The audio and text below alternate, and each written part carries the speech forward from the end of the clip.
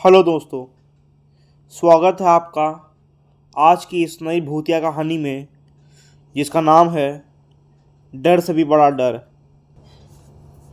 खड़ खड़ खड़ खड़ ट्रेन द्रुत गति से भागी चली जा रही थी।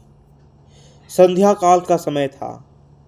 तेज बारिश और बीच बीच में बिजली की चमक वातानुकूलित कोच की खिड़कियों से अपनी उपस्थिति दर्ज करा रही थी। केबिन का एकांत और यह भयावह मौसम मुझ जैसे डरपोक आदमी को और डरा रहा था।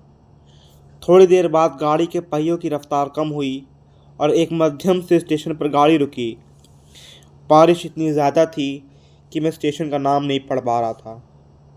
मैं अपने केबिन से अकेला था मैं अपने केबिन में अकेला था और इस उधेड़ बुन में था कि कोई सहयात्री आए जिससे वार्तालाप करते करते आगे का रास्ता आसानी से काटा जा सके। और एक अंदरूनी भय जो मेरे अंदर जागृत हो चुका है उससे मुझे निजात मिल सके। तभी किसी ने केबिन का दरवाज़ा खटखटाया और एक शांत सा दिखने वाला व्यक्ति केबिन में दाखिल हुआ। अपना सामान आदि व्यवस्थित करने के बाद वो मेरी तरफ देखकर मुस्कुराया और मेरी तरफ हाथ आगे बढ़ाकर उसने अपना परिचय दिया। मैं मिस्टर घोष। वो बोला, मैं कोलकाता जा रहा हूँ पुनर्जन्म से संबंधित एक कार्यशाला से भाग लेने के लिए। पुनर्जन्म से संबंधित एक कार्यशाला में भाग लेने के लिए मैंने उसे बताया कि मैं कानपुर से व्याख्याता के पद पर हूँ और पटना जा रहा हूँ।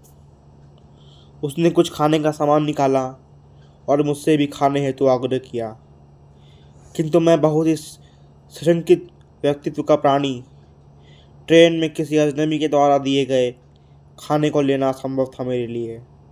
मैंने बहुत विनम्रता के साथ उसके आग्रह को ठुकराया। वो अभी कम उस्ताद नहीं था। कसकर हंसा और बोला, संशय कर रहे हैं मेरे ऊपर? अभी तो कुछ नहीं, देखिए आगे क्या क्या होता है। उसके ये शब्द सुनकर मुझे सांप सूंघ गया, किंतु मैंने किसी तरह अपने घबराहट को छिपाया।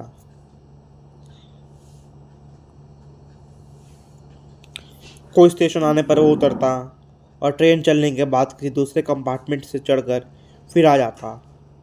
कुछ दिन में बोलता कि बीच बीच में रेलवे की नौकरी भी कर लेता हूँ। थोड़ी देर बाद मैं और वह विभिन्न विषयों पर चर्चा करने लगे। उसने पुनर्जन्म से संबंधित बातें प्रारंभ की और पुनर्जन्म को अंधविश्वासित बताया और पुनर्जन्म को अंधविश्वास बताया। थोड़ी देर बाद उसने पूछा कि क्या भूत प्रेत पर विश्वास करते हैं। मैंने कहा बिल्कुल। वो ज़ोर से हंसा और बोला, यह सब बकवास है। मुझे भूतों पर विश्वास था, किंतु वो भूतों के अस्तित्व को नकारता रहा।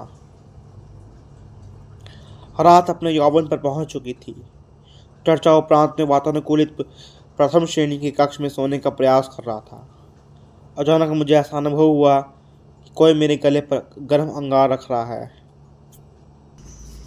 मैं हड़बड़ा कर उठा। कहीं कोई नहीं।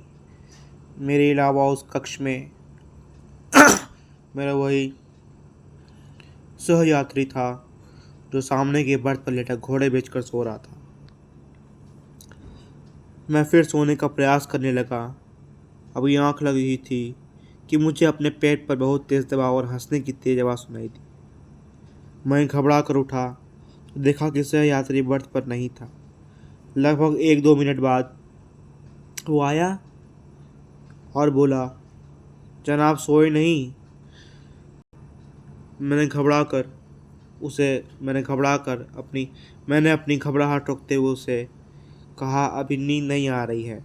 और मैंने अपने बैग से एक मैगजीन निकाली और पढ़ने का नाटक करने लगी। सहयात्री भी बर्थ पर लेट गया और कुछ देर में उसके खर्राटे कैबिन में कूदने लगे। मैं भी थोड़ा निश्चिंत हुआ और बर्थ पर आग बंद कर लेट गया। ट्रेन कभी धीमी होती, कभी रफ्तार पकड़ लेती, लेकिन मेरे दिल ने अब तेज रफ्तार ही पकड़ रखी थी। भय और घबराहट के कारण लघु शंका की इच्छा अपने आप जीवित हो जाती। मैं टॉयलेट की तरफ मुड़ जैसे ही मैंने टॉयलेट का दरवाज़ा खोला तो सही यात्री मुझे अंदर दिखा और मैं चिल्लाते हुए अपनी बर्थ की तरफ भागा। देखा तो वो सह यात्री इत्मीनान से अपनी बर्थ पर सो रहा है। मैंने घबराहट से उसे जगाया। वो बोला, अरे क्या हुआ? इतना मासूम लग रहा था, वो जैसे कुछ जानता ही ना। मैंने कहा, आप यहाँ भी और वहाँ टॉयलेट में भी? वो कुटिलता से हंसा और बोला, मैं कितने रूप में कहीं भी रह सकता हूँ। घबराहट के मारे मैं पसीने से तरबतर बिल्कुल निर्जीव सा खड़ा उसके सामने। वो बोला, तुम्हें भूतों पर विश्वास न था ना? तुम्हें तुम्हारे विश्वास का प्रमाण देना था। तुम्हारे जैसे लोगों के कारण ही हम भूत पिशाचों का अस्तित्व है। इतना कहकर वो मेरी आंखों के सामने से अचानक गायब हो गया। मैं डर के मारे अवाक और निर्जीव सा अपनी बर्थ पर बैठा था। तभी केबिन के अंदर टिकट निरीक्षक आया। उसका चेहरा देख मुझे बेहोशी होने लगी, क्योंकि वही सह यात्री था मेरा। और वो टिकट चेक कर मुस्कुराता हुआ चला गया। नमस्कार।